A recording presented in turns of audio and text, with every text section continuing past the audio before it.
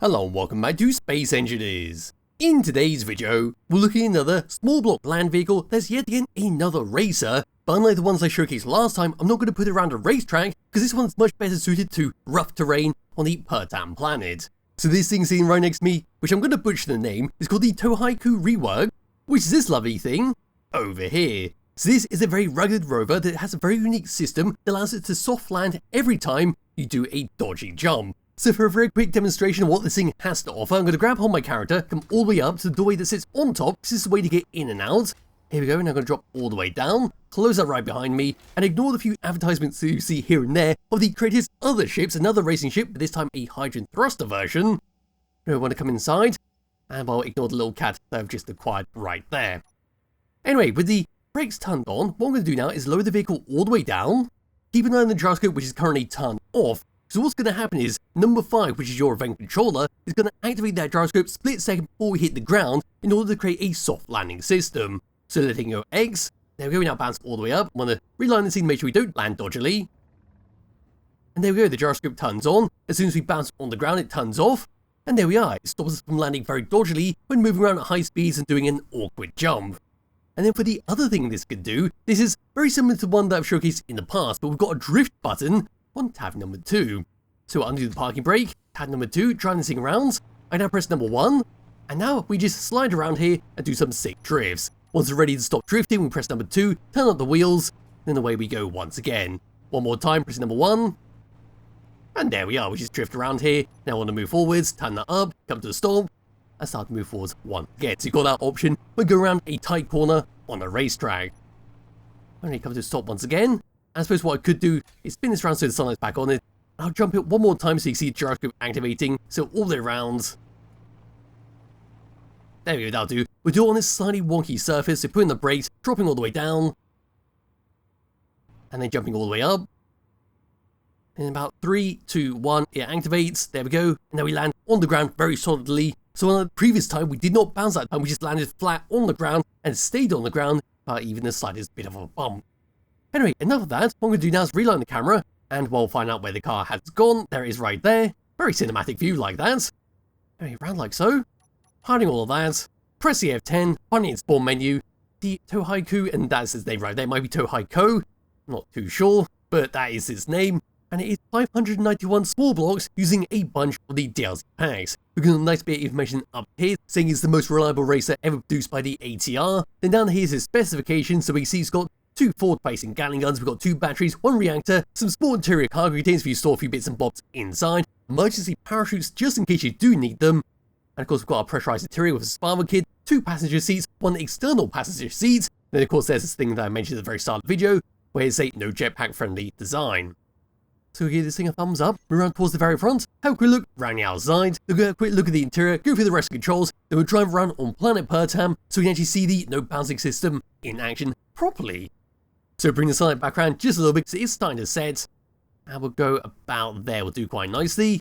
And this is what we get for the very front of the Touhikou Reworked.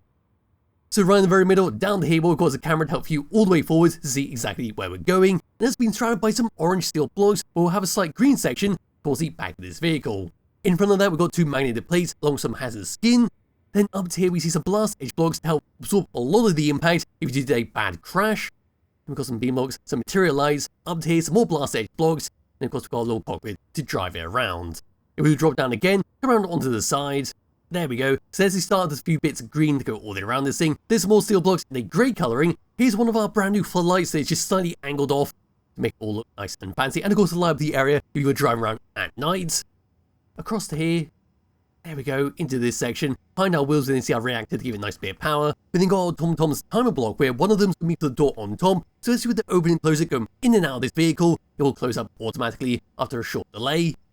And pulling away from here, looking at it as a hole on the side. There we go. Moving up just up to here, there we are, we've got a small beacon up there. Some more hand skin in the green and yellowy orange. Around towards the very back of this thing, here we go. Got a connected docket up, there's your external passenger seat, there's some neon tubes, there's some spotlights right there. And then down here we got our half hinge, connected to a base, connect up to another vehicle to recharge this thing up, or just to attach on a trailer if that's what we want to do. Of course there's our drive screws, which are very much needed on this vehicle, especially when racing around on a bumpy surface. They've got some more lights down to there. First we drop all the way down right here. So all the way across what we've got down here, it's one hell of a lot of blast edge blocks. Make sure we can absorb a nice bit of impact. Make sure the main body of this vehicle is nice and protected from any kind of lumps and bumps they do accidentally scrape across. In the middle here, it's another strip of hazard.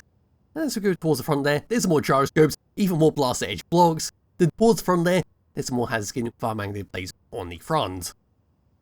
All the way up and onto this side. There we go, it's basically the same as what we just saw, but coming past these wheels, here we go. So instead of having time blocks, instead of having our reactor, instead we've got our barrel to 6 and the back, and of course our conveyors come all the way from the top and towards the rest of the vehicle.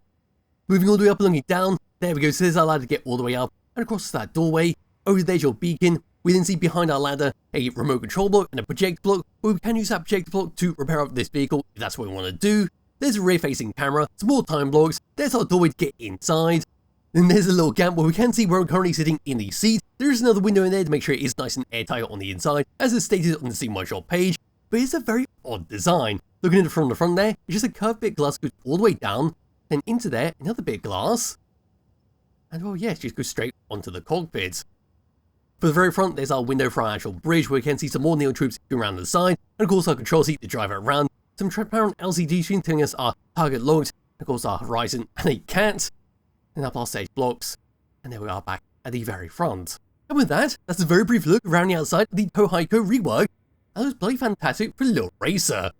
Now what we'll go to is grab hold of my character and actually hop out of here. Here we go, out of the doorway, all the way up. Now after a short delay.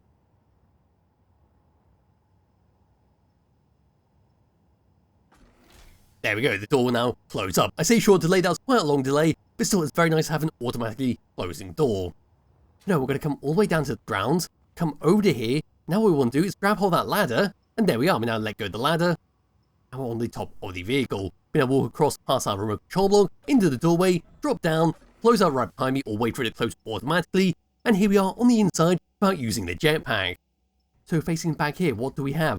So we've got 2 seats for your passengers to sit on, with 2 weapon lockers right below there, so they can grab a gun in the emergency. That's what we want to do. All the way over to here, your survival kit. All the way up there, there's your cargo container, so a few bits and bobs inside. There's an arrow pointing all the way out to make sure you do know the way out of this vehicle. Then facing towards the front there, there's some more neon tubes. There's a little sound block behind our seat. Then getting in the seat, first person view, looking around here, there's our neon tube, there's our hazard above us, and we should just be able to make out up to there. There's our little weird window section. Anyway, towards the front, there's our little cat. Then of course we've got our artificial horizon, target locked. Down to there, a bunch of console blocks, including a event controller. Down here is another advertisement for that ship. Well, I suppose I will check that out at some point in the future. Anyway, bring up the HUD, these are the controls we get, where number 1 is going to be to turn on and off your brakes so you don't have to press P. Number 2 is going to be for your gyroscope, but we do not need to press that because that's automatically controlled by number 5, which is your event controller for that soft landing system. And of course, we can turn it on and off if you don't want to have it activated, and just use number 2 by yourself. Anyway, number 3 is for your camera, but that's currently the wrong camera block. What we want is a top-mounted camera, so I'm going to have to come in here and actually fix it out myself. So there's a top-mounted camera, we want to have the front one. There we go, onto there. Now view, much better to view straight forwards and see what's going on ahead of us. Number 4 is then for your parachutes if you do get into a very big pickle and need to activate them to save yourself. Then number 8 is to take control of your Gatling guns, fire them both together, like so. Tab number 2, this is going to be your main driving around controls. So once you've taken over your Gatling guns, you now just press enter fire and just use this tab to actually drive around. So number 1 is going to be your drift, which turns off your wheel friction, so now you can just slide around whenever you want. Then number 2 is going to be the turn off friction, which you can drive around properly if you don't want to drift anymore. Number 4 is a very unique control, which is going to be your auto drive control. So undoing the parking brake, there we go. I'm now going to press number 4. What's going to happen is our wheel power is going to be set all the way up, and we're going to start to move forwards. We can press it again to speed up, make ourselves go a lot faster. Then once we're done driving this thing around, once we're done with the auto drive, I can now press number 5 to reset that. Then we'll come to a stop, of course by pressing P or pressing spacebar. And there we go. It's a very nice thing if you want to cruise along towards your destination, or you're just going out and doing something else, maybe grabbing a drink, grabbing a coffee.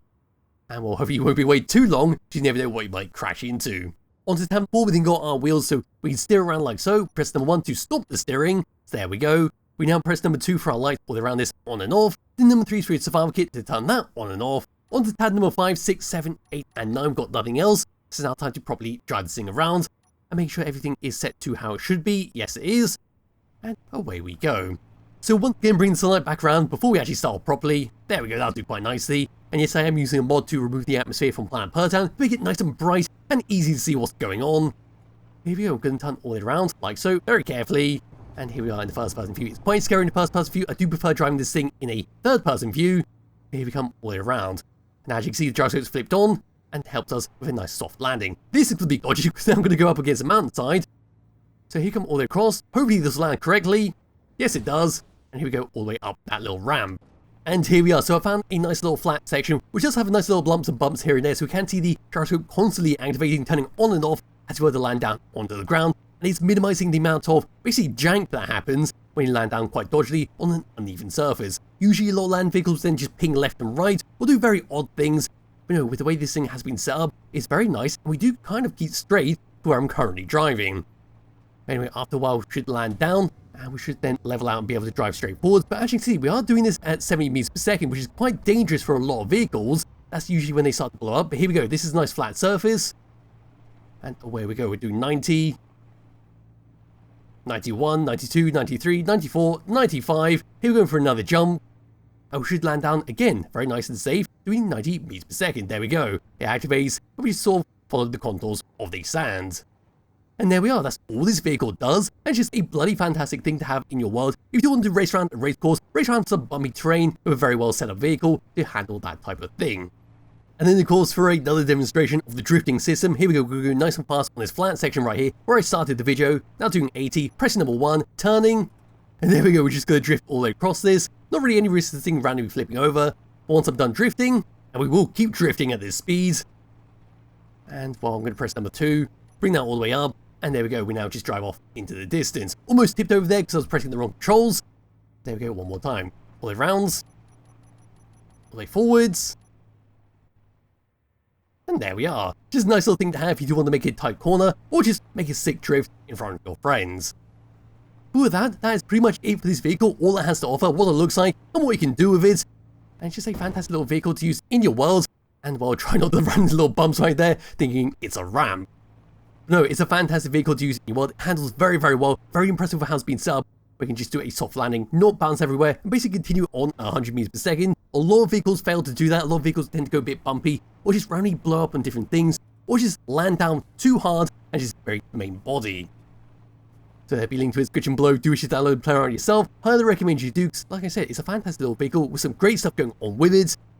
I'll be back with another video some point soon. Bye bye.